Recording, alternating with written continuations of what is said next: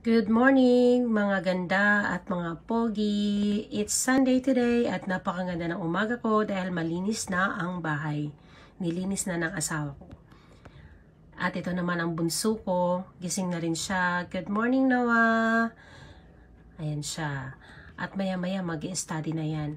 At ang Kuya Angelo naman niya ay nasa soccer event. Laging uma-attend ng soccer event yun. Saturdays and Sundays, ganun yung mga high school students dito dahil kahit weekend meron silang practice. Talagang hinuhubog nila yung mga talent nila pagdating sa sports, kung ano man yung sports na pinasukan nila. Cloudy today. Ayan, napakaganda ng panahon. Gusto ko yan kaysa sa mainit dahil ayoko yung anak ko nasusunog sa araw pag nagpa-practice ng soccer. Dito lang kami magla-lunch ngayon. Magluluto ako ng lunch at dinner para iwas gastos tayo. At ito yung asawa ko, nagkakaraoke. Yan yung trip niya pag Sunday. Ayan. Tatlo lang naman yung gawain niya eh. Magkakaraoke, magmo-Mobile Legend or manunod ng One Piece. Tapos matutulog na. Ayan.